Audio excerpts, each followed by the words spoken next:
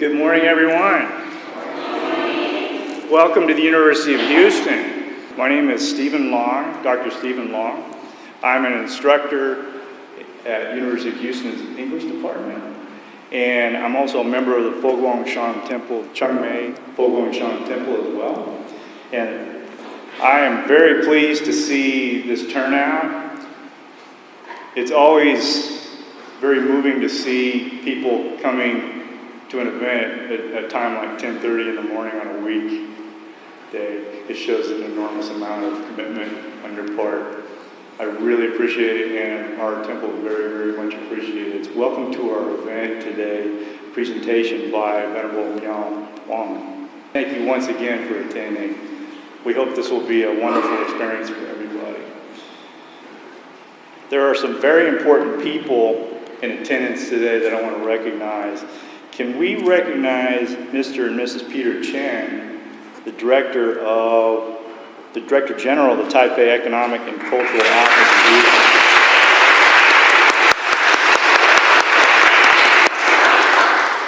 And also Patrick Ho and Sophie Chow.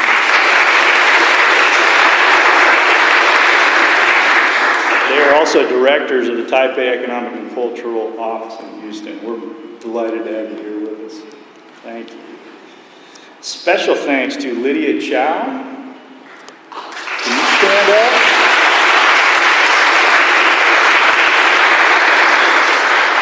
Lydia is responsible for our flower arrangements and helped make this event possible. We really appreciate it. Thank you very much. We'd like to also invite any of the BLIA members, the Buddhist Lights International Association members, Yellow Vest, who helped put this event together. You get an enormous amount of work to put this together. Could you stand up?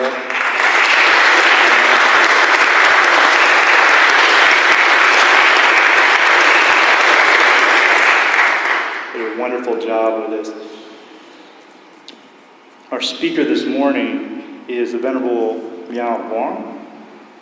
The Venerable Miao Guang is the personal English interpreter of Venerable Master Hsing Yun. She is also Deputy Chancellor of the Fo Guang Shan Institute of Humanistic Buddhism. She's Adjunct Professor in the Department of Religious Studies at Nanyue University and Director of the Fo Guang Shan Dictionary of Buddhism English Translation Project, which I assure you is a massive project, very impressive. Fo Guang Shan is an international Chinese Buddhist monastic order based in Taiwan that practices humanistic Buddhism. The headquarters of Fo Guang Shan, located in Dashu District, Kaohsiung, constitute the largest Buddhist monastery in Taiwan. The organization is also one of the largest charity organizations in Taiwan. Its counterpart for lay people is known as the Buddhist Lights International Association, or BLIA, and that's who you see with the yellow vests. Founded in 1967 by the Venerable Master Hsing Yun, the order promotes humanistic Buddhism and is known for its efforts to modernize Chinese Buddhism. It is famous for its use of technology, and its temples are often furnished with the latest equipment. In Taiwan, the Venerable Master Hsing Yun is popularly referred to as one of the, quote, four heavenly kings, and Fo Guang Shan is considered one of the four great mountains, or four major Buddhist organizations of Taiwanese Buddhism. In the Venerable Master Hsing Yun's words, the Fo Guang Shan Buddhist order is, quote, an amalgam of all 8 schools of Chinese Buddhism. Since 1967, Fo Guang Shan has established temples and organizations in 173 countries throughout the world, served by 3,500 monastics, both male and female.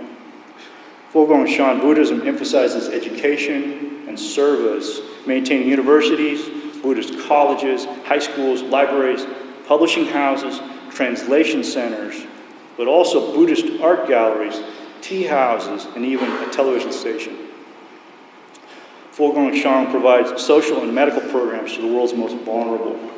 Free medical clinic with mobile units that serve remote villages an annual winter relief program organized to distribute warm clothing and food supplies to the needy, a children's and seniors' home, wildlife conservation areas to protect animals, and a cemetery for the care of the deceased.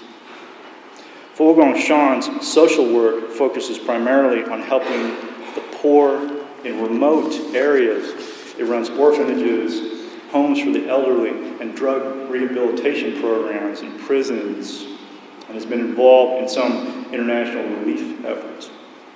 The educational programs of Fogong Shan include 4 Buddhist colleges, 3 regular colleges and various community colleges, and the Fogong Shan University was established in 2000. In short, Fogong Shan defines itself through its acts of kindness and generosity, and through its commitment to helping all people achieve a clearer, deeper understanding of the most profound truths. As a speaker of English, and like all people confined to the prisons of our spoken languages, I am surrounded in Harris and Fort Bend counties by a vast wealth. All around me are vast stores of wisdom and knowledge expressed in Mandarin Chinese, a language I cannot understand. We are fortunate, though, to live in a period in history when we can see cracks and fissures in the walls of our linguistic and cultural prisons. I would say that our speaker today, the Venerable Miao Guang, is kind of a big deal because she represents the Fogong Shan Buddhist order in its English language manifestation. For those of us willing to open ourselves to a much broader world, Venerable Miao Guang represents, in her unique abilities, intelligence, and wisdom, a door opening to this much broader world. Her topic is, "We Are All Buddhas, My Journey of Self-Discovery." I would ask you to please stand up and welcome our speaker, the Venerable Miao Guang.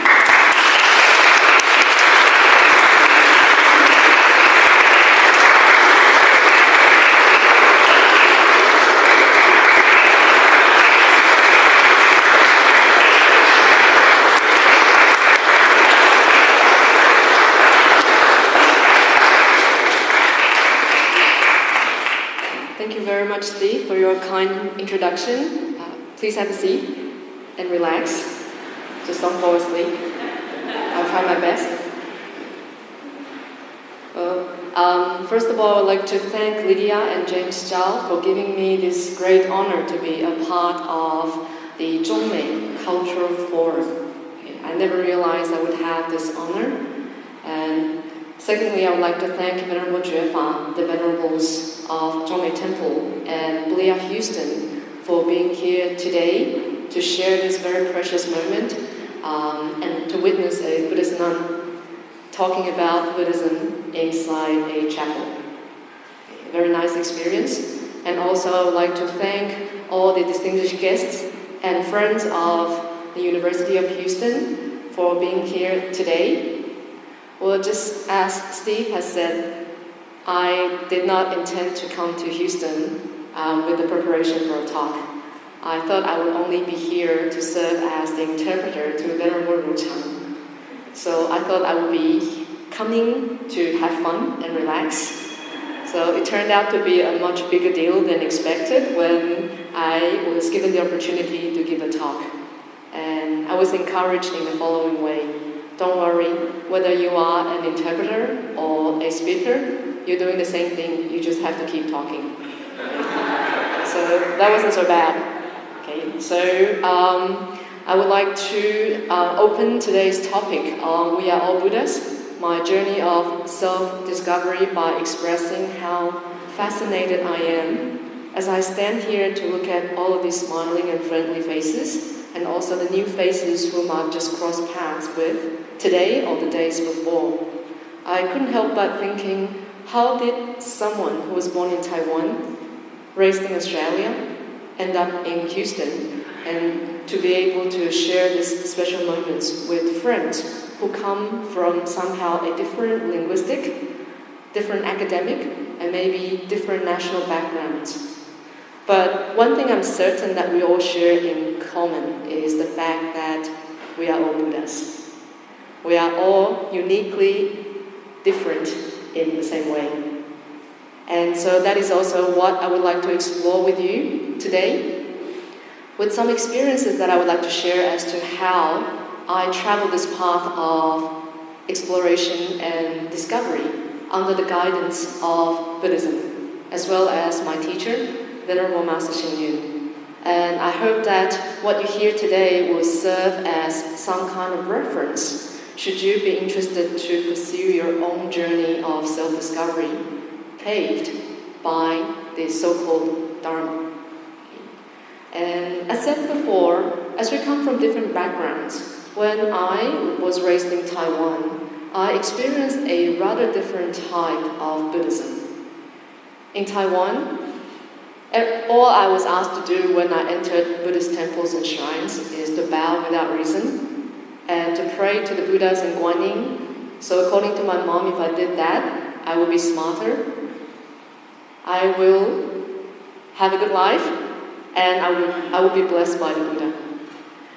But as I arrived in Australia, I discovered that I landed in a rather different educational background in that we were no longer being simply fed and asked to follow ideas.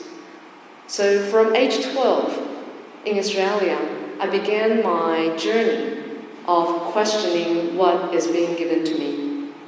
And so that gave me a different facet to how I could understand the faith that I grew up with in a very different way. We were being challenged to ask questions. We were being challenged to find our own answers. And then after I graduated from the University of New South Wales in Australia, and as I took on the journey by deciding to, instead of putting on my graduation gown in Australia, I went to Taiwan, attended a full ordination ceremony.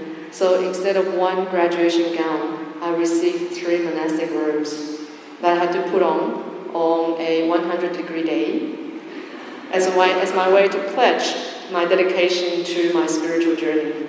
So that wasn't so bad. And what followed had been extremely fascinating. I feel extremely fortunate to be able to join the Foguang Shan family, who had shown me to an amazing world, and through which, having served as the interpreter to the founder, Venerable Master Hsing Yun, he also gave me a very different view to what Dharma is supposed to be. And so my journey of self-discovery is not a simple journey of becoming a Buddhist, but my journey of self-discovery is really to come across face-to-face with that inner Buddha, which all of us have. And so I would like to then continue to the next question. What do we mean by Buddha?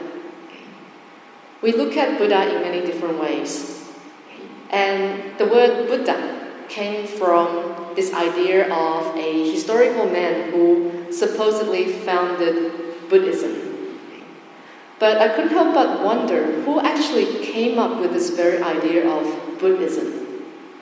Certainly it wasn't the Buddha himself.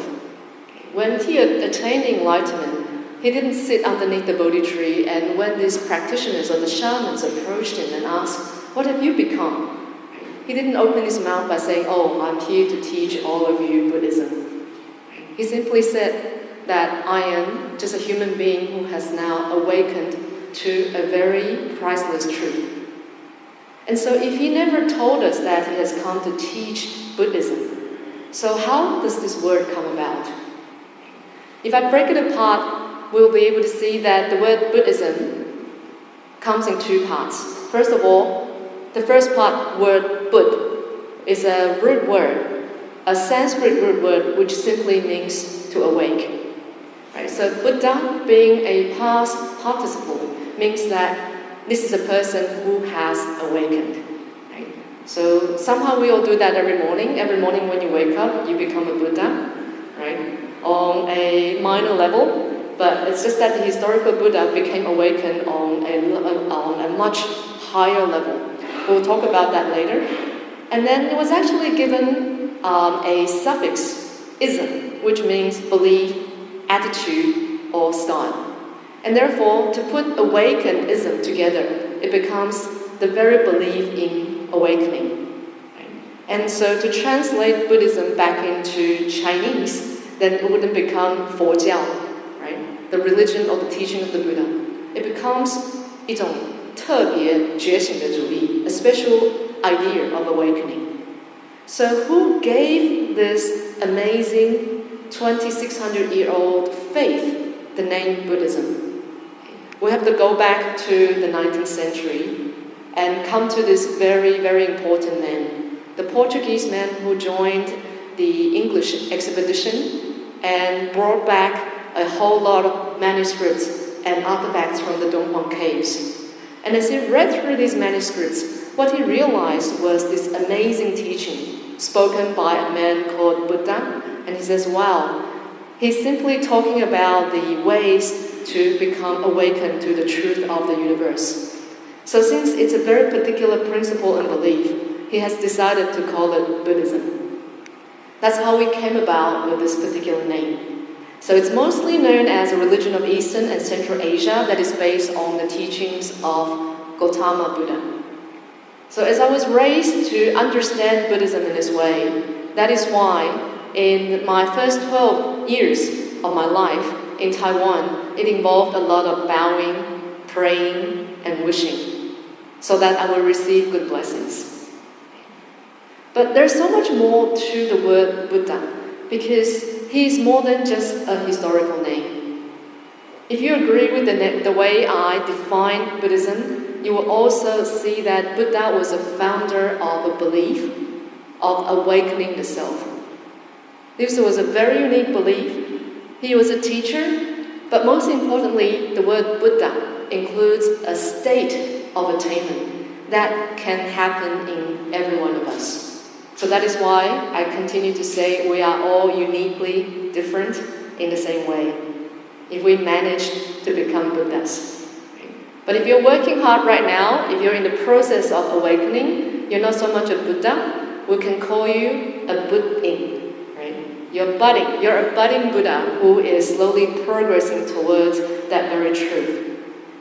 And so what exactly did the Buddha do? What did Siddhartha do in order to become a Buddha? Okay. I'm going to look at it differently this way. We would say he did not simply conform to tradition.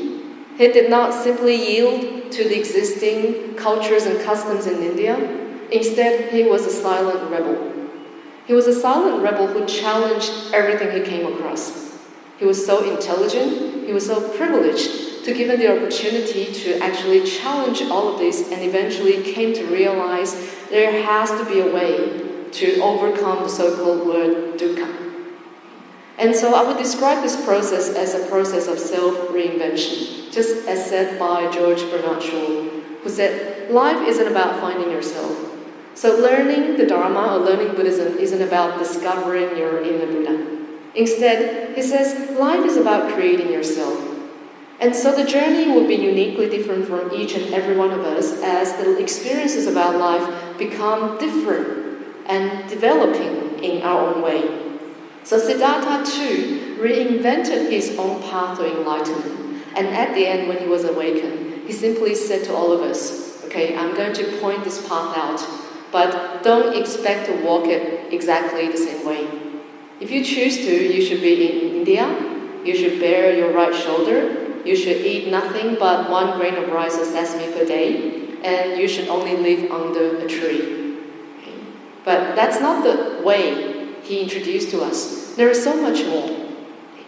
So as this idea or teaching developed across history, what I realized in the East is that most Easterners regarded Buddhism as a way to transcend life and death, a way to lessen their bad karma, receive good blessings, so they can fulfill their wishes in their life.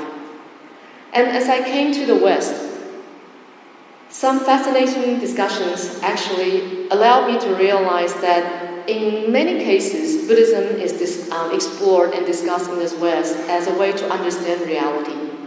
Not so much as a religion or a mystical faith, but a whole series of scientific and phenomenal discussions about reality as it is, not reality as it should be. But as we continue to progress into a global village today, when you come across so many young people who come from a different background, you have to realize today when you walk up to a student and say, "Where are you from?" Be prepared to receive an answer that says, "Where am I from? Do you have 10 minutes?" Right? We're looking at polyglots, global foreign students who may have the opportunity to study across at least 4 countries throughout the duration of their university life. So they are exposed to such great diversity and to so many options, and they have the chance to explore life on an interdisciplinary level. Therefore, we see now in the modern day, we start to explore the so-called Buddha or the idea of Buddhism as a way of life. So this is what you see in the East, right? A way of praying. Right? When I was young, I visited all these palaces and people were telling me that the bigger your incense, the higher your possibility of having your dream achieved. Or, in the West, George Berkeley was the one who opened the gate in the West into how Western psychology combined with Buddhist psychology for us to see how reality can be understood on a more systematic, religious, spiritual, and scientific way. This was the question he raised. He says, if a tree falls in a forest and no one's around to hear it, does it make a sound? So what would your answer be? Yes, but the answer unfortunately is no. Right? Why? Because sound is the vibration of air. And this vibration has to be caught by your eardrums in order to receive the very concept of sound. Therefore, if you're not in that forest, then the whole idea of the creation of sound does not establish. This was the very earlier discussions of Buddhist psychology that allowed us to really start to look at the Dharma in a very interesting way. I enjoyed it. But even more as I enjoyed is when I come across global modern families that begin to talk about Dharma as a way to seek happier and more peaceful lives. Whichever way it is, we can't help but realize that there's only one path to finding our answer. Is it a way of life? Is it a philosophy?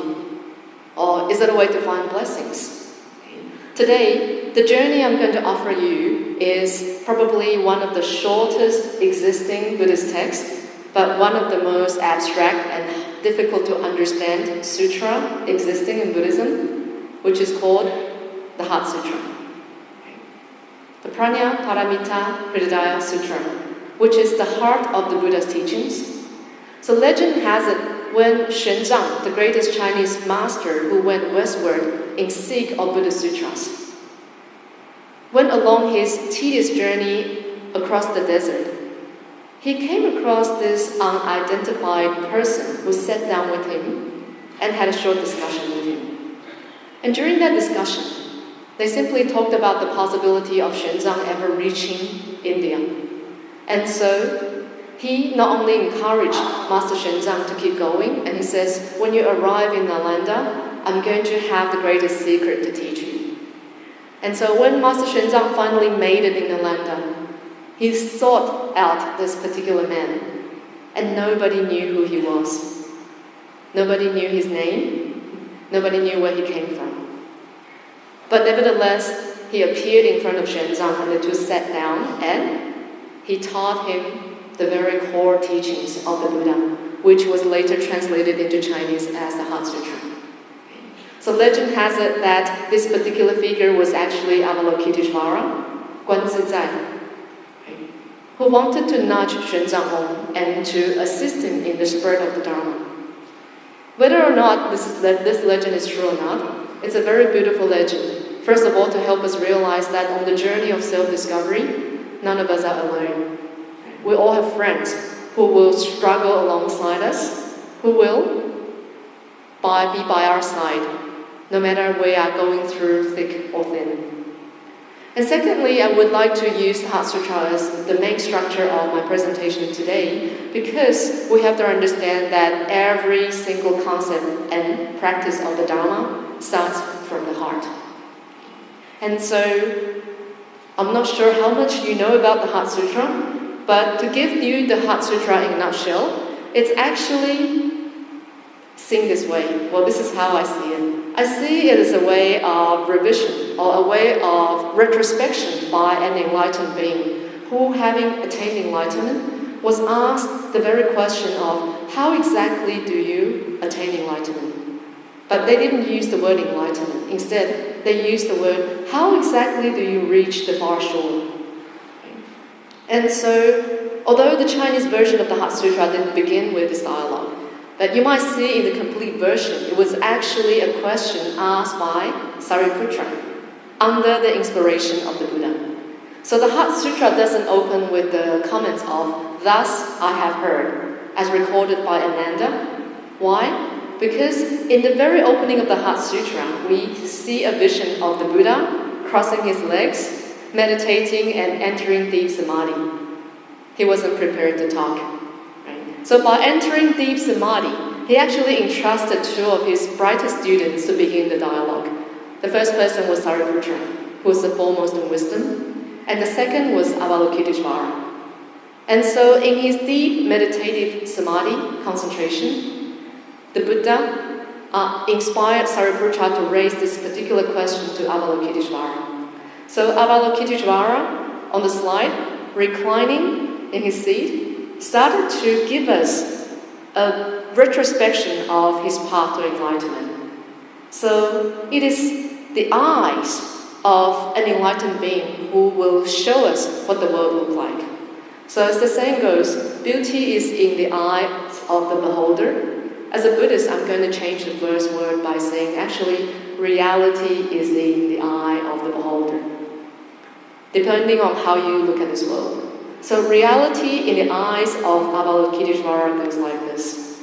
It opens by saying, when Avalokiteshvara Bodhisattva was coursing in deep prajna paramita, he realized that the five skandhas are empty in nature, and thus he overcame all ills and suffering. This epic opening of how we as practicing and learning Buddhists knock into reality. But this is only level 1 reality. For the rest of the Heart Sutra, you're going to realize Avalokiteshvara gives us 3 ways to look at reality. And the first level is the first way for us to see through the eyes of an ordinary human being. An ordinary human being who believes that the very idea of Atman, or the self, made up of the 5 skandhas, form, perception, volition, mental formation, and consciousness, are as real as it can be. So when you sit here inside this chapel, Venerable Miao Guang is as real as she can be, and you in the bench is as real as you can be. But Avalokiteshvara says, no, I'm going to break your bubble today by telling that you are never as real as you think you are. So what do we mean by the 5 skandhas being empty in nature? So a little Buddhist psychology. You might imagine if we turn all of you, the form individual units of Atman or self into a diagram. This is what we all look like. This is how we perceive the world on 8 levels. The first 5 consist of our ability to physically sense the world with our eye, our ears, our nose, our body, and our tongue. We taste, we see, we touch, we smell, we hear the world. And what happens is, these sensory organs then pass on the data, the information, onto our brain, which is like the processor that processes the information. So upon the 6th level, we see pure perception when we begin to have feelings about the world. The very ideas of comfort, discomfort, or when you had your cup of coffee this morning, whether it was too strong, whether it was sweet. The process of naming that begins in your brain. And what happens is, the naming then passes into the 7th consciousness, which is where the Atman exists, the self, where you believe that every experience you go through is as true as you are. So it stays there, it becomes the experience of the self-creation, the self being created. And then the memory goes into your 8th level, which is your deep karma, that serves as your hard drive. So from then on, whenever you see something, you're going to have to go back to your hard drive, pull out that information, then decide how you're going to react to the experience at hand. Okay? So to make it simpler, on the very first level of form, right, our eye, ear, nose, tongue, and body interacts and sees some kind of shape, some kind of form and idea. And on the second level, we have sensation. Right? That is what is hot, what is cold, what is hard, what is soft. And then going into the brain in the process of formation of mental image for an object, we begin to create concepts about what a microphone should look like, what a chair should look like. And then, in the end, going into our eighth consciousness, it becomes fixed concepts that gets activated again and again whenever the first 5 sensory organs are given the hint that, yes, you are coming across a similar experience.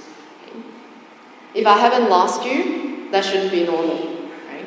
So I'm going to use a simpler experience now to further explain what I meant by the 5 skandhas being empty. So Avalokiteshvara goes on by saying, "Here, O Sariputra, form is emptiness, and the very emptiness is form. Right? 色即是空，空即是色。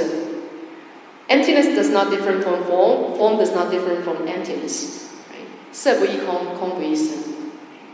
I spent 30 years reading and reciting this line, never come to understand it. Okay? So in my attempt to understand it, we're going to use the example of a wave. So by form is no different from emptiness, we have to look at the form of a wave that is made up of a series of conditions and elements, which is water, air, right, wind, and of course, the rotating earth. So without any of these elements, you won't be able to see the so-called wave. But we define this by the form of the shape of the water and its movement. And so, to go back to this previous line, this is simply how Avalokiteshvara teaches us to look at the world, by saying, okay, now we look into the characteristics of form in order to understand this line, which means that everything is interdependent, everything comes into being based on this interdependence. And once the elements fall apart, we will no longer see a wave. What do we see now? We'll end up seeing maybe just ocean water. And so he says, whatever is emptiness, it's the same as form. Right? The same goes to our previous discussion about the 5 skandhas. In the fact that what you see, what you taste, what you think, and what you think is true are not true. Well, this has been extremely confusing to me. Right? The secret of the Buddha's teaching has been presented in a way that requires further thinking. So I'm going to use an example now. By saying that form, perception, volition, mental formation, and consciousness are not real, we're saying that every experience is unique. And don't forget about the uniqueness of every experience. For example, we see in front of you a scoop with a very light yellow glistening scoop of some kind of substance. What do you think it is? It's kind of too bright, isn't it? So the pearl of being vague gives you greater space for imagination. What do you see? What do you think you see in front of you? Scoop of ice cream. Why is it ice cream? It's the scoop, right? Okay, so whenever you see the scoop of that shape, it's ice cream. And so this experience happened to the younger sister of my friend who went to South Africa. They sat down in a 5-star hotel restaurant. And so as soon as this little girl sat down at the table, she saw this. She told herself, ooh, ice cream. And so immediately, having remembered what ice cream would taste like, she reached for the scoop and put the whole thing into her mouth. And then the next minute, we heard her going, ew, it's butter. So if we go back to this whole process of seeing something, then naming that thing, and then deciding how you want to respond to it, and then taking action, then remembering the whole process, we become mini cycles that continue to repeat the same behavior based on what we remember and what we experience. Okay? And so the Bodhisattva Avalokitesvara says, okay, next time you see something, why don't you give you a chance, first of all, to remember that each reality is unique, and remember how they are formed very differently. Therefore, your experience on this should be very different. So the next time you see something which gives you a presumption of what it should be, which is reality as it should be, by seeing that the five skandhas are empty, what Avalokitesvara offers us on the first level of emptiness is for us to realize that we, as human beings, first of all, need not be deceived by what we see and what we feel. And secondly, if we realize that every time we decide to take on an action, why don't we give us another chance to re-examine the situation before we act on it? And so what does this sound like? It sounds closer to the very idea of prajna, which means insight, right? An insight into reality and the conditions that made it happen. And so having that insight means we have more data and information to process before we decide to act on a more wise way. So next time you see this, if you say it's butter, you're right. If you say it's ice cream, you're also right. It can be anything, but your tongue will have to do that through justice. Okay? And so, by saying that, yes, when we look at all of these dharmas in a very different way, right? He says, all dharmas are marked with emptiness. So everything you see, every experience in life carries that particular experience. But he goes on to say one thing, they are not produced or stopped, not defiled nor immaculate, not deficient or complete. 不生,不灭,不垢,不净,不增,不减. The next thing we have to realize is that when we overly depend on our first five sensory organs, we have to realize that in many cases, the concepts that are being created were never really there. Don't let yourself be deceived by your sensory organs. So when the Heart Sutra says no eye, no ear, no nose, no tongue, no body, or no mind, it doesn't mean that you really have no eye, ear, nose, tongue, body, or mind. Right? It only works for Mr. Potato Head, right? Who can put his feet on his eye sockets and keep walking and say, I can't see, I can't see. Right? But it doesn't happen to us. It's simply telling us that the conceptions and the experiences created by these sensory organs can be somehow complicated. So if you see the front face of a man, you're only seeing half of reality. And if you're seeing the side face of a man, you're also seeing half of reality. That's what we mean by no eye, ear, nose, tongue, body, or mind. Because the process of information becomes so complicated. I'm going to give you another example. Which way is the train moving? Is it towards the left of the screen? Yes? Or the right of the screen? Okay. We're going to have very different experiences. So why would one single image create such different experiences to so many different pairs of eyes and ear? That is because when your eyes pick up the movements and the form, and it would send a message into your brain, which when it processes the movements, it will have very different definitions of so-called motion. So there's no eye, there's no form, there's no object of sight. Nothing is real because it's changing all the time. But the more you look at this, the smarter you get. You eventually find a way to deal with this image. I'm going to ask you to close your eyes. And then before you open your eyes, I would like to ask you to fix your sight on either end of the screen. And whichever side of the screen you fix your eyes on, the train will move in that direction. Okay, give it a try. Open your eyes. Okay, so if you looked at the left side of the screen, the train had begun to move to the left, right? And then now close your eyes again and move your side to the right of the screen. Suddenly you become the driver of the train. Interesting, isn't it?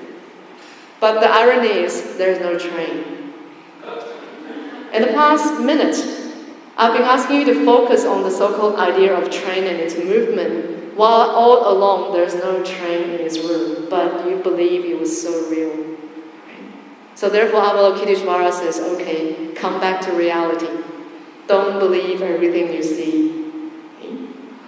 And so on this very first level, we look at this wagon wheel effect and think about the hint that your brain gives to your sensory organs, which changes the data immediately so fast. It tells us that when Avalokiteshvara tells us on the very first level as ordinary human beings, when we become deceived by all of this, realizing that everything we see is empty in nature, that is, that they're changing all the time, they're interdependent, it's really asking you, hold on, before you react to what you're experiencing right now, why don't you consider prajna paramita for a better understanding? That's all we are saying in this case. So reality as it is not what you see, but what you understand. But reality as it is what you believe to exist in your heart. 2 years ago, I went to Beijing, and it was a very long rectangular building that I stayed at. And on the day that I walked into the building, somebody told me that this used to be a wasteland, right? And Buddhists believe that wastelands were previously occupied by spirits who will begin to walk around the buildings that you build. Right? Well, I listened to the man, but as I listened to the man, I heard the sound of a little girl running down the corridor, screaming and having fun. And so that was the experience from the afternoon.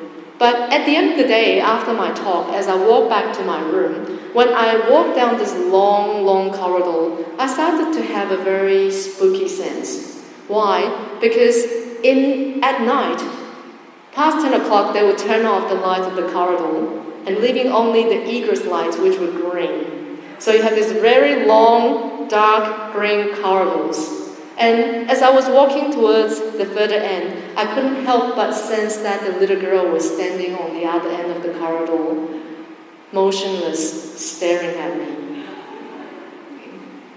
But it was ironic because I told myself, hey, aren't you a Buddhist nun? Right? People say Buddhist nuns are not supposed to be scared of spirits, right? So why would I have that sense of spookiness about a little girl who stands at the end of a long, dark corridor at 11 o'clock midnight? Right? So I told myself, okay, simply chant Buddha's name, keep walking, don't look back. Right? Go back to your room, sleep the night over. Right? But I couldn't help throughout the night wonder what the girl was doing there. And on the next morning when I woke up and opened the door to walk towards the dining hall, I looked down the corridor and I had the biggest laugh to myself. Because all along in the previous night, what I was sensing was a large piece of plant that had a huge leaf which looked like the girl's skirt. Right? And it was waving because of the air conditioning. So all along I have been scared by this huge plant that I thought was a little girl. But that was a perfect experience for me to understand what Avalokiteshvara meant by the 5 skandhas being empty. Because what you perceive to exist sometimes is not as they are. And so from then on the next 2 nights when I walked down the corridor, I was never scared again. So you have to wonder, where did the fear come from? Did it come from the lighting? Did it come from the plant? Right? It actually all came from within myself. And so by saying, yes, the 5 skandhas are empty, when we realize if this was never in your mind, there's no need to respond to it. Okay. And now let's move on to the second level. Avalokiteshvara continues to say to Sariputra, okay, on some level when we talk about no eye, ear, nose, tongue, body or mind, no sound, smell, taste, touch or phenomena, there are no objects of the eye, ear, nose, tongue, and body. It's simply an experience of how human perception and cognition arises. But more advanced practitioners of the Dharma will begin to enter a state when once they're beyond the very conception of attachment to the self, they have the next thing to deal with. That is, reality as it exists in the environment. So Avalokiteshvara goes on to say, there's no ignorance and no extinction of ignorance, and so forth until we come to no decay and death. And so we understand this to be the cycle of birth and death, the 12 links of dependent origination, where everything begins with ignorance, mental formation, consciousness, the 6 sensory roots, name and form, touch, perception, attachment, clinging, birth and death. Right? This is what we understand of the 12 nidanas to be shrunken into one line. So who in this world has that ability to recognize that the cycle of birth and death can be severed? We'll call them the Sravakas and the Prajnaka Buddhas, or the sages in Buddhism who sees beyond the self, who sees the emptiness of this existing world and its phenomena. So as a result, no decay and death, no extinction of such, and finally coming to no suffering and no origination, no stopping, no path. We read this all the time, but one way to realize what it's saying is the fact that if we want to put an end to suffering, first we have to realize suffering comes from within ourselves. Before I go on, I have to really clarify the meaning of dukkha. When the Buddha says, yes, the first truth I'm going to share with the world is that everything consists of dukkha. Right? And then it's translated into suffering, which is a state of discomfort and unhappiness. But dukkha simply means a continuing state that is also changing all the time. It's a state of dissatisfaction when we have certain desires or certain goals to fulfill. In other words, if we're able to transcend this concept of the self and begin to look at the world with a more open mind, we still need to be careful with the conceptions that the happenings of the world can change in us. Once there was a little girl who had 2 apples in her hand. Right? And the mom, having seen her daughter holding 2 apples in her own hand, wanted to teach the girl a lesson on sharing. So she asked her, hey, you have 2 apples. Would you like to share? Immediately upon hearing this, the little girl quickly took a bite of each of the apples, leaving the mom so disappointed. She wondered why the girl had to be so greedy. But before she got angry and decided to teach her daughter a lesson, she wanted to give her daughter a chance by asking her a question. Now, why did you take a bite of both apples? And to her surprise, the little girl pointed to one of the apples and says, Mom, here, have this one. It's the sweet one. So the mom felt so ashamed of herself because of her preconceptions. And she immediately locked into the phenomenon that by holding on to 2 apples herself, the little girl wanted to keep both. Yet the little girl with that innocent heart simply wanted to make sure that the mom gets the best one. Right? And so by that, when we say no suffering, right, really, suffering comes from the mind when we don't give us a chance, and when we don't give others a chance to sort out the situation. And so by that, we have to hopefully learn from Avalokiteshvara's lesson on this line to realize that anything that happens in this world, when we come across the Dhamma, remember, always respond with your better self. If you can respond to the phenomena with your better self, then you are coming closer to Prajnaparamita, right? The insight that brings you to the far shore. And then, let's come to the third reality. On the third level, having realized that the self has no substantial existence, and the fact that everything you see in this world and the happenings are too the same way, finally we come to what Avalokiteshvara is realizing. The third level, where she says, there's no cognition, no attainment, and no non-attainment. For there is essentially nothing to be attained. On this level, we are looking at the fact that even concepts themselves are empty. So Avalokiteshvara says, don't hold on to the concept of the self, don't hold on to the concept of reality, and don't even hold on to the concept of truth. Anytime you say this is the truth, you are attached, you are biased, so let it go. But we realize most of us will have difficulty grasping that concept because we as cognizing human beings have to depend on reality in order to exist. So this becomes the toughest part of our journey of self-discovery if we want to come to realize who we can really be in order to become that Buddha, to think about what exactly is there to attain and what is there to not attain. And then coming upon to this point, I have to use the very famous man, Socrates, to answer the question. Because Socrates told his students, the best thing you can ever know in life, even after this extensive knowledge, is to realize that you don't know. So by saying there's nothing to attain, Avalokiteshvara is also telling us that the best thing you can ever know is that there is nothing to know. Because the more you know, the more you have to unlearn in order to really reach Prajnaparamita. But again, I think I'm confusing you. Again, it's normal.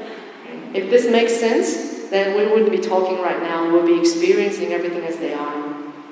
So I'm going to use this couplet written by my teacher, Venerable Master Hsing Yun, as a way for us to understand what do we mean by essentially there's nothing to attain. And this very couplet is quite interesting. If you read it, it says there's no self, no people, no world, which conforms to the teachings in the Heart Sutra. But then he comes back to really contradict what he has said by saying, actually, there is matter, there is reason and sentient beings. And so as I looked at this, I suddenly realized how my teacher wanted to help me or guide me towards the third level of reality is to realize that before you have nothing to attain, you have to first attain something. Before you become nothing, you have to become something. We can understand this by the very famous story in the Vimalakirti Sutra, right, where there was a great gathering of great bodhisattvas and the great arhats who went to see the ailing Vimalakirti. And this great man who says, "Oh, I'm so sick. How come the Buddha haven't sent any of his disciples to come see me?" And none of his disciples were willing to go see Vimalakirti because he was so eloquent, so smart, that everything they say, even as great bodhisattvas, will be rebutted. And so one of the very famous things in the Vimalakirti Sutra happens like this. As the great bodhisattvas and arhats, which ironically were all men in the room, were discussing the Dharma, this lady appeared in the room and began to walk around. And so it much displeased Sariputra, the man in the center, who said, "How dare you, a woman, appear in front of us great men and arhats when we were talking about non-duality or Prajnaparamita?" But what he never realized was that this woman or this lady was a manifestation of a Buddha who has gone and gone beyond. So jokingly, the woman pointed at Sariputra and turned him into a woman. So Sariputra started to panic. He didn't know what happened, right? How can I, a great man and a great arhat, be turned into a woman? And so the lady says, "Well, you said you're so great, right? So why don't you turn yourself back into a man?" And Sariputra shamefully said, "I don't know how to turn myself back into a man." And so the lady says, "It's the same thing. You being a woman is as much as I not being a man. We are all the same because we're all Buddhas." And after saying that, she turned him back into a man. And then Sariputra continued by asking, "I see you're no ordinary person. So where do you come from?" And she says, "I come from where you came from." Confusing Sariputra more, he pressed on by saying, "Okay, so if this is the way it is, then tell me, when will you ever attain enlightenment?" And the lady says to Sariputra, "I will attain enlightenment on the day you turn into a woman." A very interesting riddle that happened in one of the smartest written literary Buddhist form, to tell us that when we try to get a glimpse into what we mean by Prajnaparamita, we see that the bodhisattvas who come very close to this idea are the ones who regard all living beings as themselves. The path of non-duality is to see no difference between the self and others. Wisdom and compassion in its highest form. That's the only way to reach the far shore. So again, what happened in the story is the lady wanted to tell Sariputra that even if you attain enlightenment, yet the rest of the world hasn't attained enlightenment, your enlightenment is not true enlightenment. Because you are a part of the world, how can you alone attain salvation? That was the question. And so, to push this equation further, it means the moment when you realize that your own enlightenment is an enlightenment, it becomes true enlightenment. It is the moment when the gate of non-duality becomes open for you to experience this extremely amazing totality that you share with the rest of the world. But the irony is, before you attain something, you have to let go. Before you overcome suffering, you have to experience suffering. That is what the Buddha was saying. So this man from San Francisco, Kevin Hines, was a man who, at age 19, having suffered from severe depression, decided that it would be the day when he would jump off the Golden Gate Bridge. On the day, he walked past many people, and the moment he jumped off the bridge, he immediately regretted having done so. Having decided that he would end his own life, the moment he jumped off the bridge, he decided that he wanted to live on. Because what happened was, falling at 60 hours per kilometer at the speed, when he smashes into the water, it's the same as having your body smashing into concrete, where every part of his spine broke, and when he drowned in a 0-degree temperature water, he felt like 1,000 needles pinching through every part of his organ. He said it was hell. He regretted the pain, but miraculously, he lived on. He took 2 years of rehabilitation, and when he came back, he told us the story. He said to the people who wrote his story that on the day when he decided to jump off the Golden Gate Bridge, he made a pact with himself that he would give up on the idea of committing suicide as long as there's one single person who turned and smiled at him. But no one did. He walked that 10-minute walk from the car park to the center of the Golden Gate Bridge, but nobody did. That made him feel extremely alone. But nevertheless, after he recovered, he came back and founded a foundation to prevent suicide. He traveled all across North America to spread the message of the importance of life, and he reached out to youth who felt alone and helpless to share his own experiences. So 2 years later, he went back to the spot where he jumped off. He became the man who came back and started to help people. So what actually prompted him to help people was that moment of extreme despair and hopelessness that inspired him. So if we want to go back to the Heart Sutra, to say what exactly is there to attain, right? You have to first realize by letting go, you attain. Right? By experiencing great suffering, you become liberated from suffering. This is one of the greatest teachings that we read in the heart of the Buddha's teachings. This is one of the greatest teachings for us to really harmonize both ends of the extreme, to realize what it means to actually travel to the far shore. And so I probably only offered 1% of how we can understand the Heart Sutra today, but I just want to say it's been an extremely fascinating experience for us to look at reality on so many different levels. Then to come back to realize that the best way to reach the far shore is simply to live on with reality and as who we are. This is what my teacher has taught me.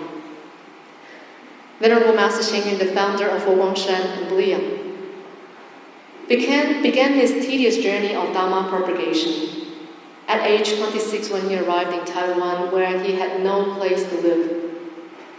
No one was willing to offer him a bed or any bowl of food. But uniquely, he rose above his suffering and said, I'm going to remember this day of extreme hunger so that in the future, when I can afford to feed anybody who enters my door, I'm going to keep that door open. So the suffering gave him greater inspiration to help more people. And for those of you who actually attended last night's talk given by Venerable Ruchang, you will hear about the very touching story of how he still tries to help people at age 93, having lost 99% of his vision, having become immobile. And all he can still think about is ways to rise above joy.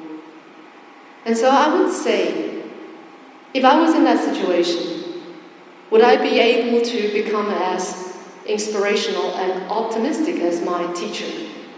Probably no. Because he says to us, despite my old age, I will still tell you that every bit of joy counts. So I'm going to do everything I can. So having been almost visually impaired, he writes pieces of good wishes on his one-stroke calligraphy to share with the world so he can offer hope. He can continue to raise funds to help young students complete their education. Because he says, every bit of joy counts, for every bit of joy gives rise to right mindfulness. And every bit of right mindfulness lessens one least bit of suffering. In other words, continue to try. Do everything you can to find that joy with every bit of life that is left in you. And so how do I see the level of non-attainment in my teacher? I would see as Avalokiteshvara who displays an extreme level of wisdom and compassion. My teacher too displays true wisdom who does not look into reality. So there's no self, there's no world, there's no phenomenon. But he also displays true compassion that does not seek his own well-being or emancipation by saying that although I don't see anything within myself, I see you, I see matter, I see every living being who needs help. That is his ability to switch in and out of reality, in and out of that ultimate peace and tranquility to make sure that he is connected with the rest of us. So as he continues to write, how do we come to understand that third level? This is another piece where it says, after seeing the previous couplet that says, no self, no other, no world. Again, he says, no other, no self becomes a state of perfect peace. But ultimately, that's the only way for you to see your true Buddha. To not abide in either emptiness or existence. So how does he do this? He does not abide in his sickness, but he makes use of every bit of strength he has left in him. This is a picture 6 months after his craniotomy. Having suffered from such a massive stroke, the doctors declared that he may never speak for the next 2 years. He may never be able to write for another few years. But he overthrew the doctor's answer 6 months later. He picked up his brush and continued to write. And as he writes, we can't help but think about the many ways of how he overcame illness and suffering with the display of his own body. For example, you might remember the photo last night when he had these tubes connected to his arm as he was writing. It was the day when he suffered from a severe flu, and so his attendants and his medical team talked him into going to the hospital. But for the whole day, after he was treated, he insisted on coming back to Shan so he can continue writing. So the doctor said to Venerable Master, look, Venerable Master, we know you have a job to do, but now your job is to look after yourself. And then my teacher turned to him and says, I understand that we all have a job. So I have to tell you that right now your job is to cure people. But my job is to deliver sentient beings. So allow me to go home and continue that work. Therefore, the doctor had no choice but to release him for 2 hours so he could go home to write. He went home to write, and it made everybody nervous. Because he was still suffering from the flu, he was also having diarrhea. And therefore, when these disciples came to see him and asked how he was, he would tell us to go back to work. He would say, why are you here? And then when we told him that, yes, Venerable Master, we're here to see how you're doing because we heard you were sick, he would tell us, no, I'm not sick. I'm just a little inconvenienced. So So don't worry about me. Go back to what you're doing. I'll be fine. He continued to write and write and write until one of his closest attendants, this lady, who said to her, "Master, let go, let go." And so upon hearing this, Venerable Master picked up the brush and wrote 2 words, which said, "Let go." And then he put down the brush and says, "What I need to let go is only my physical body. But what I can never let go is my connection with the rest of you."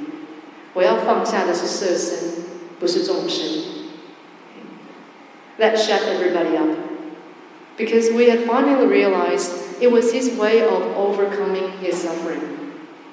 It was his way of overcoming his restrictions.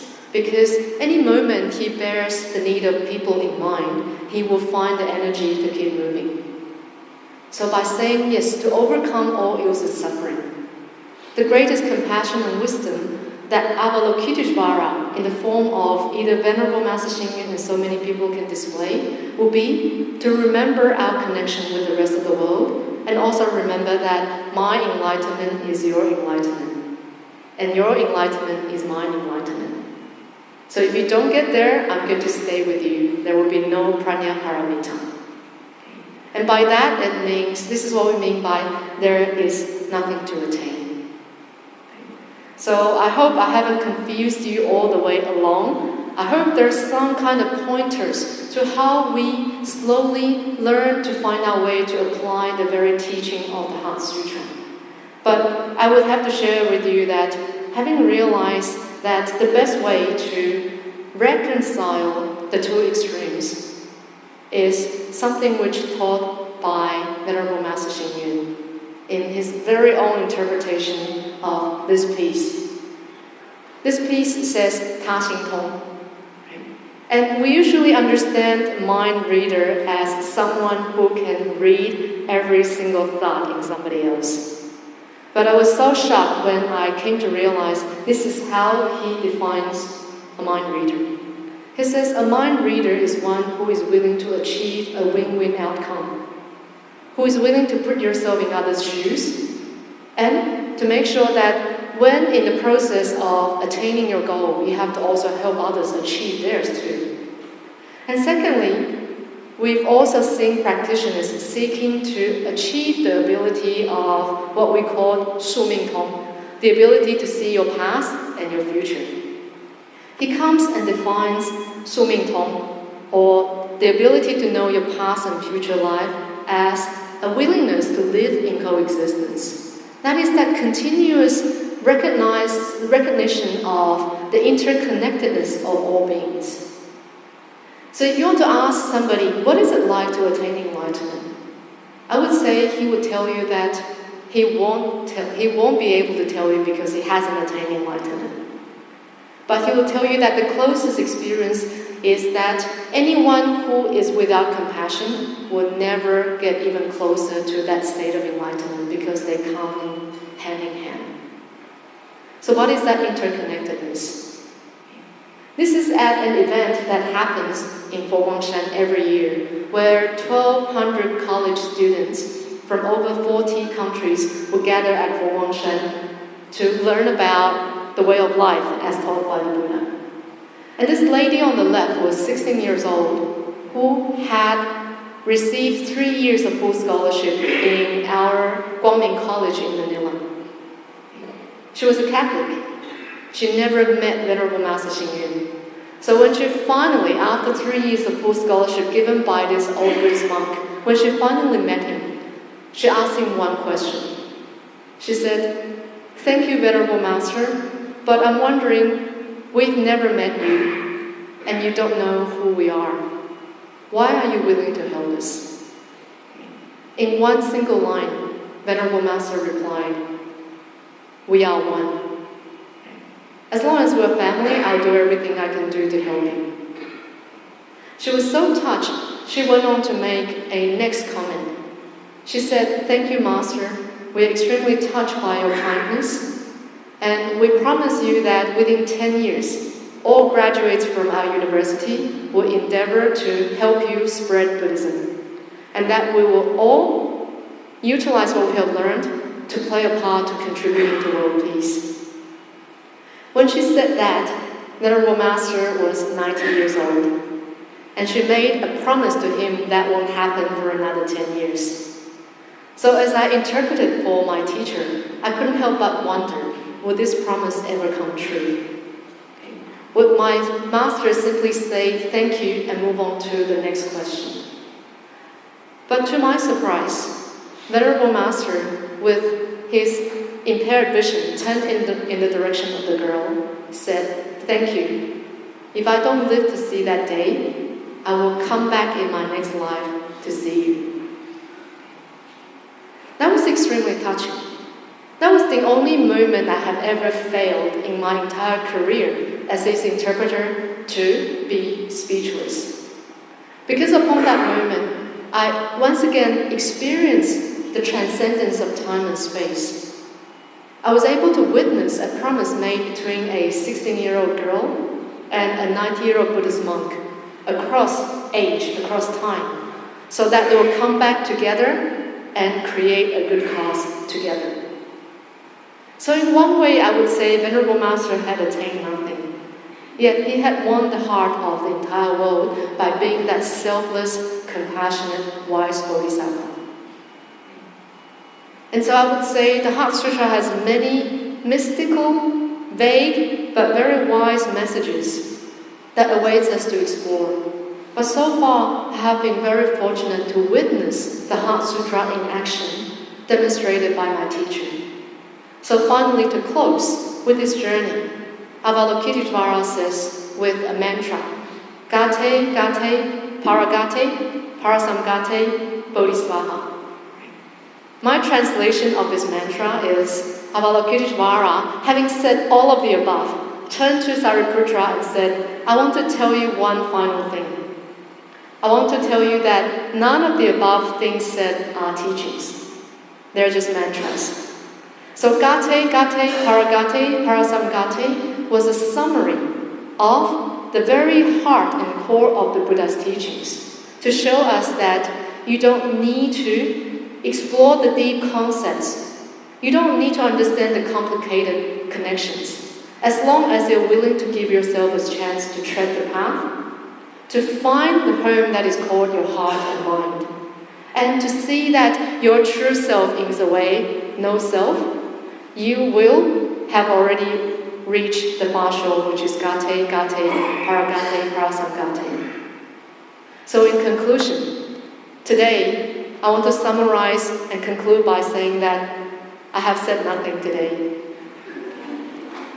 Because what I've been saying can be summarized into these three words. You are a Buddha. We are all Buddhas. We all have the ability to live that best, compassionate and wise self, as long as we're willing to not fall into any of the ends, stay balanced, and remain connected to reality and the rest of the world.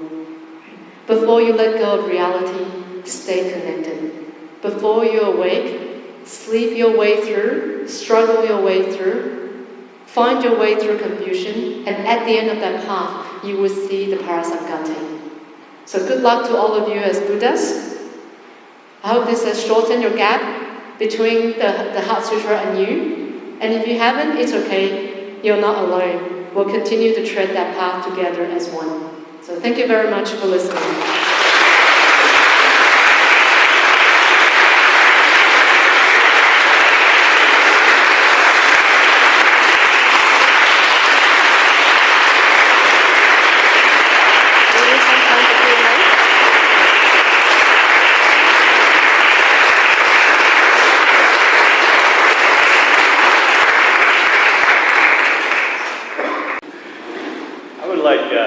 To ask Lydia Chow to stand up. I think you had would like to give our speaker a gift. Lydia Chow is an elder advisor of the Buddhist Lights International Association.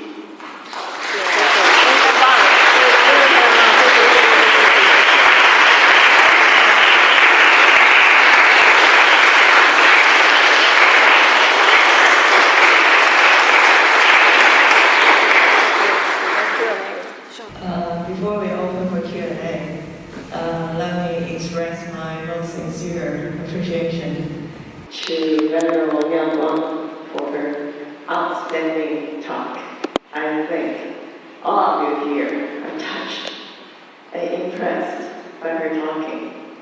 A big tree falls in this campus, and we are all here to witness the sun. Thanks to you.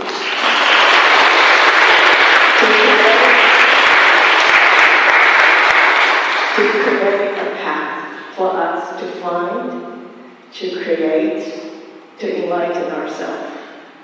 And I hope we will all be a Buddha one day. Although she didn't say a word today, but it's a lot. So thank you so much. My sincere appreciation to Venerable Wu-Chan as well. Both of them came from Taiwan, and most of you know that Taiwan's Ava airline was on strike. So they immediately routed to Hong Kong, to Cathay Pacific instead, and arrived in the United States just in order to make their commitment to us. So I really appreciate it.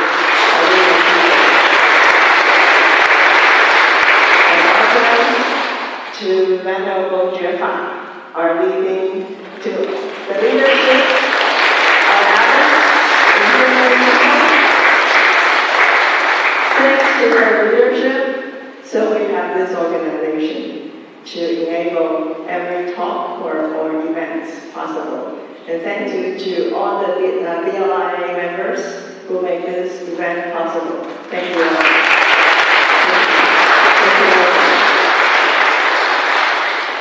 Very much, Lydia. So we'd like to have a question and answer session now. So does anybody have any questions you would like to ask or speak?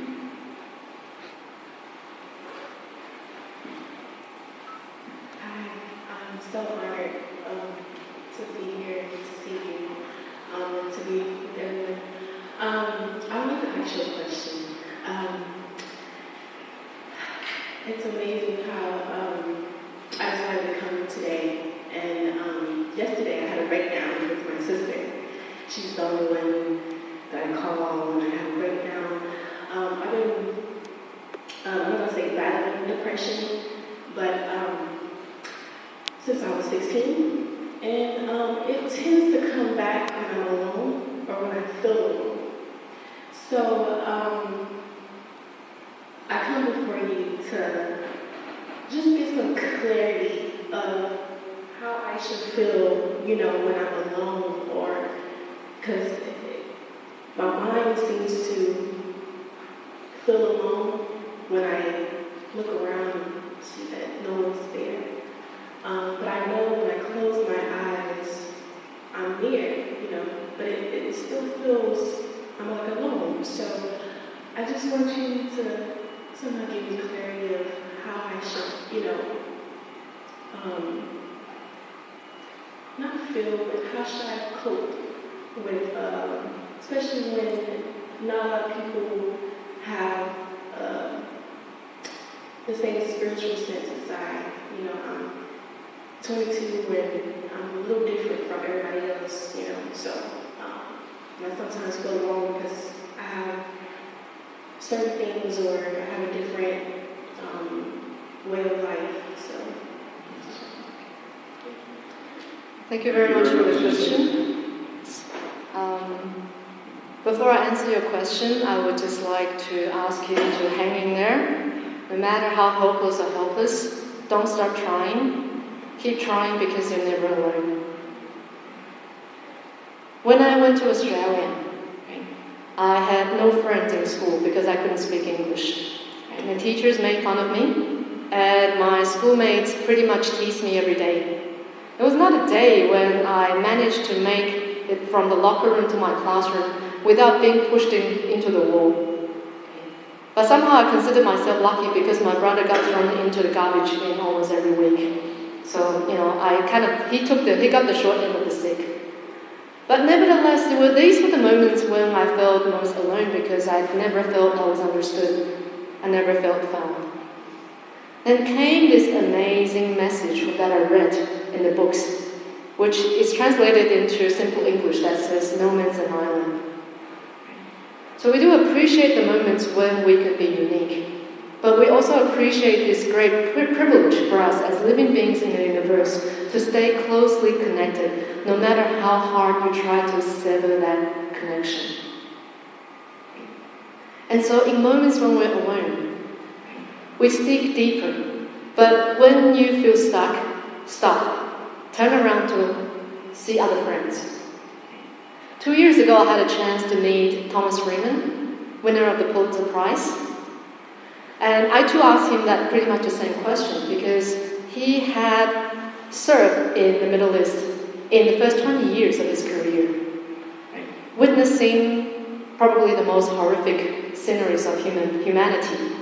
So my question for him was, what about the young people in those countries when they have no second chance at education, not even a second chance in life? What would you say to a young man who no longer sees peace as a reality?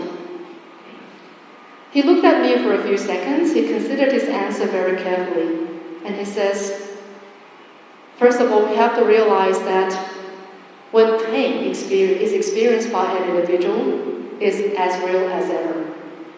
We can never go to anybody and say, the pain is empty, let it go, this is what the Buddha says. So he says, the best thing you can ever do when you feel alone is to reach out to people who can share your thoughts. Keep finding people who share that same thought, or reach out to friends who can share some positive energy with you. And so enjoy your time with your friend, but also enjoy the time when you get to be free. So I would say moments when you're alone, treat it as an amazing opportunity to explore deep breathing. If you explore deep breathing, you get to realize you have 4 very special people within you. They are your 4 wives.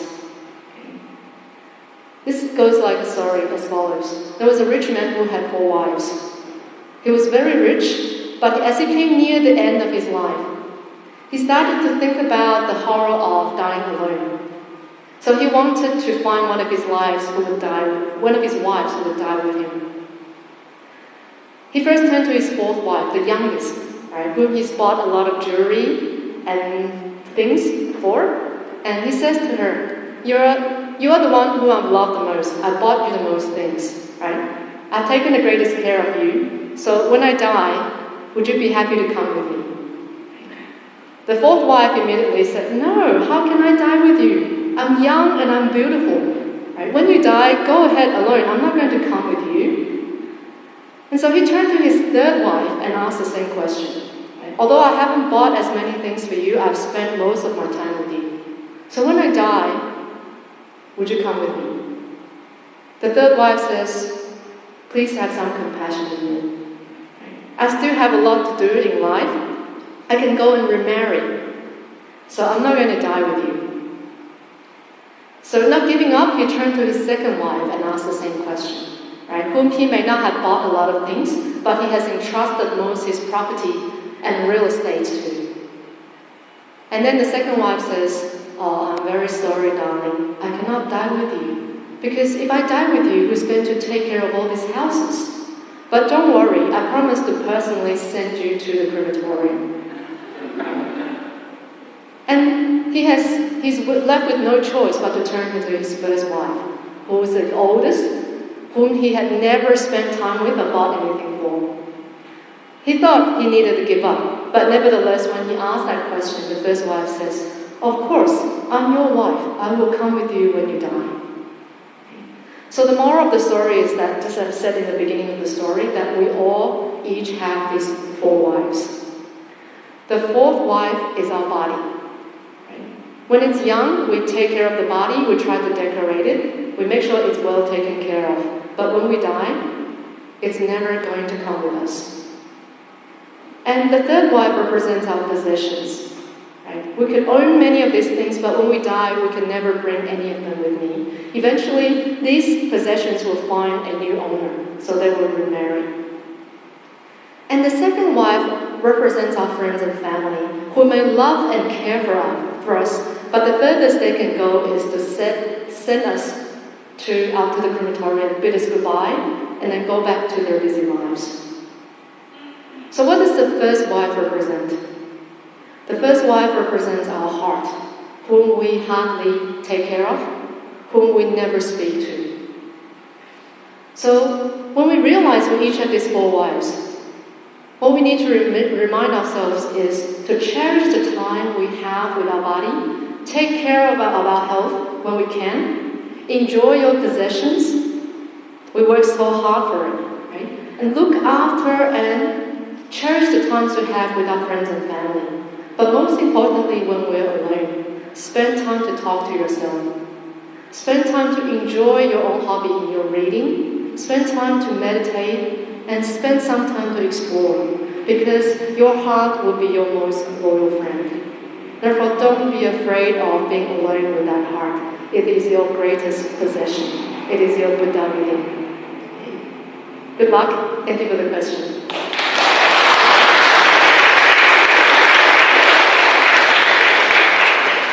Are there any other questions?